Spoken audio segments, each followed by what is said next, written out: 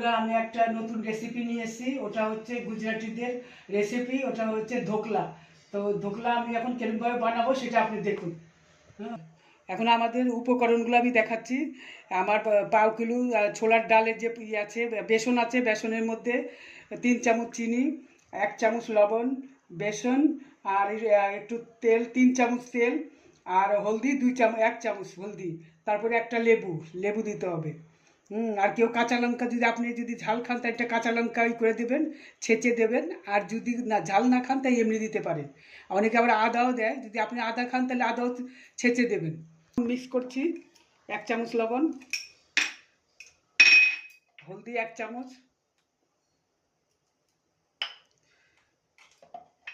চিনি এখানে 3 চামচ রেখেছি, 3 চামচ চিনি, একটু খাবার সোডা, বেকিং পাউডার, খাবার সোডা 1 চামচ,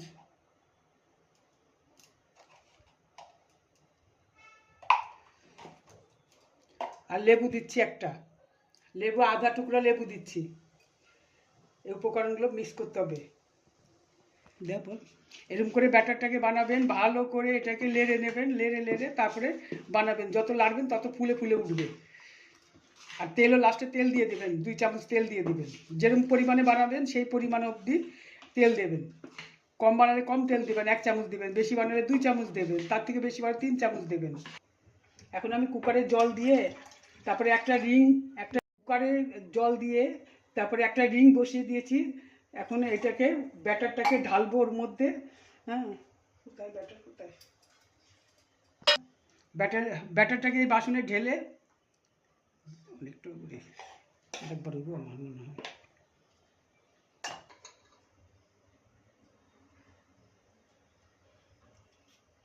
আপনারা পারেন তো কুকারেও করতে পারেন, আবার কড়াইয়ের ভিতরেও থালের মধ্যেও করতে পারেন, থালাতেও। এই দেখুন, আমি কুকারটা লাগিয়ে দিয়েছি, কিন্তু সিটি লাগাবেন না। সিটি লাগালে ওটা একদম খারাপ হয়ে যাবে, আর আপনার ধোকলা বনবে না। সিটি লাগাবেন না, মাঝখানে মাঝখানে খুলে দেখবেন। আধা ঘন্টা লাগে এটা হতে।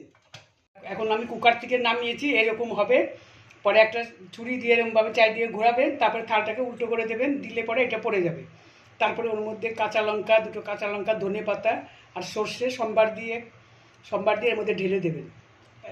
এটা ধোকলার মধ্যে ঢেলে দেবেন, তাই দেখতে ভালো দেখাবে। সেটাও আপনাকে দেখাচ্ছি। এখন এখন করবো সেটাকে। সর্ষে সম্বার দিয়েছি, এখন কারি পাতা ছেড়ে, আর লঙ্কা, 2টো কাঁচা লঙ্কাও দিয়ে দিয়েছি।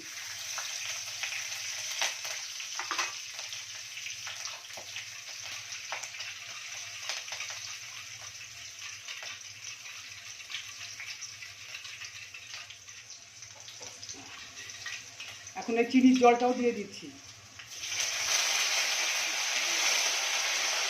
একদম দোকানের মতো হয়েছে।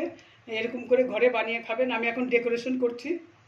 এটা কাটবো, এখন কেটে ডেকোরেশন করছি।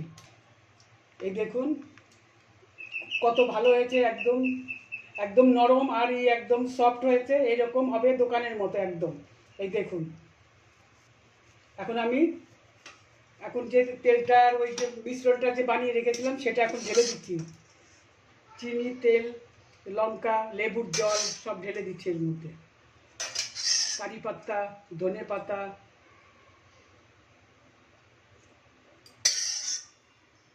আমাদের ডেকোরেশন হয়ে গেছে। এরকমভাবেই করবেন। এর মধ্যে সর্ষে দেবেন, সর্ষে ফোড়ন, আর কারি পাতা, আর লেবু চিপে লেবুর জলটার মধ্যে দিয়ে দেবেন। চিনির মিশ্রণের মধ্যে চিনি একটু দিয়ে দেবেন, 2 চামচ দিয়ে ঘোল বানিয়ে পরে ওর মধ্যে দিয়ে দেবেন, কড়াইতে ছেড়ে দেবেন, দিয়ে তারপর ওটা দিয়ে ডেকোরেশন করবেন। স্বাধীনতা দিবস হিসাবে বানিয়েছি, আপনারা দেখবেন। খেতে খুব ভালো হয়, আর ঘরে বানিয়ে খাবেন। জয় হিন্দ, বন্দে মাতরম।